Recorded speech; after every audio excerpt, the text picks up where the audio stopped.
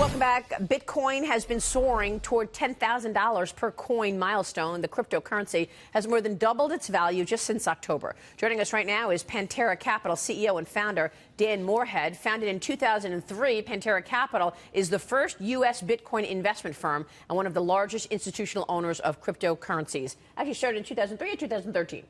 We started our firm in 2003, and we started investing in Bitcoin in 2013. Dan, it's good to have you on the program. Good time. Thank you so much for joining us. Well, wow, you really picked a winner here. Your fund is up 12,000% since launch. It is, but I think it's really the first innings of a multi-decade transformation of finance, and so this will have a very big impact. And explain Bitcoin to us, because we hear Jamie Dimon calling it a fraud. We hear this debate going on. It's not, what is it backed by? Not backed by the faith and trust of the U.S. government like the dollar is. So why should we believe in Bitcoin? So if you think about it, the internet is a web of protocols, TCP/IP, SMTP, that help move data, voice, all these other things around. And it's radically changed how we do commerce, how we communicate. The one thing that was missing was money protocol. And even in the 90s, Milton Friedman said the only thing missing in the internet is a reliable e-cash system. And that's what Bitcoin is. It's basically the way to move money online without using a third party. And there's a lot of third parties that take a bite out of every transaction. But just because this Bitcoin has a future and is the future of currency in our digital age, how is this not like what happened in the first internet bubble? I worked at the first completely standalone financial publication online, no print edition whatsoever, and you saw the valuations were ridiculous. They got away from people. A lot of companies that people saw as the future went out of business. And luckily, like, Amazon is still around and is obviously a huge success. But how is Bitcoin not like that? Like, ready for, it doesn't mean that it will go away, but it's ready for that bubble to burst and the mania to subside. So here's the important distinction.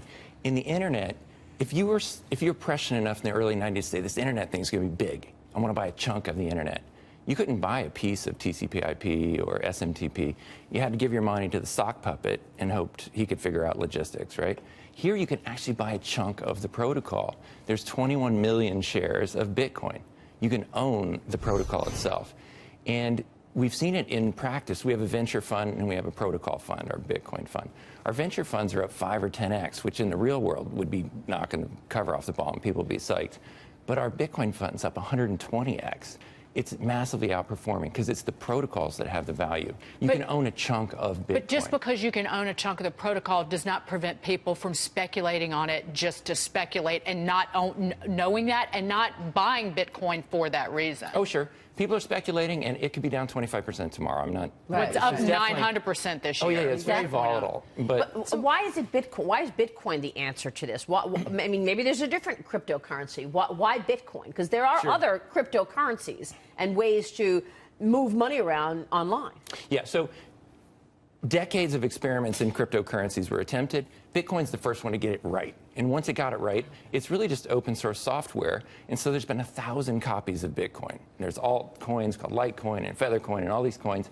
Most of them don't have a radical advantage over Bitcoin. There are a few, like Ethereum and Ripple and Zcash, that have very different features that do something really cool that Bitcoin can't do. But Bitcoin is the first mover, and it has the most developers building on it, and has the most money invested in it. And the main thing I would say to investors is there's a lot of energy about, oh, I want to pick the winner. I want to pick the one. Is it Bitcoin or is it Ethereum? Which one is it? And that's not the way you trade a stock portfolio, right? You don't say, I'm putting 100% of my net worth in Google. I'm not going to own Facebook. I'm not going to own Amazon. I'm not going to own anything else. That's a good point. You buy a basket of 30. Explain to us, how is it going to change our financial lives as consumers? What is Bitcoin going to do that changes the way we manage our finances? Sure. So if you think about it, every financial transaction you do, there's somebody taking a bite out of it, whether it's your bank when you send money abroad, whether it's a credit card company when you swipe the credit card. It's if you're an immigrant, you're remitting money home. Immigrants pay on average 9%. And for us in the financial markets, 900 basis points, whatever. That's a month's wages. They have to work for an entire month to pay their remittance company. With Bitcoin, you can literally send any amount of money to anyone, anywhere on Earth, real time for free.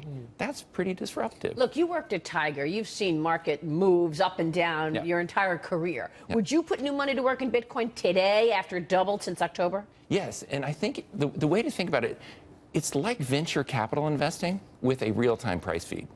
And if we had that back in the early 90s, no one would have built the internet. It's kind of scary. But here, I don't know what's going to happen tomorrow, but I think a year from now it'll be much higher. And I think within a few years it'll be at 50,000. Wow, a few years, 50,000. Dan Morehead, you're going to come back and talk about it when that happens. Thanks. Good to see you. Thanks so much. Dan Morehead there.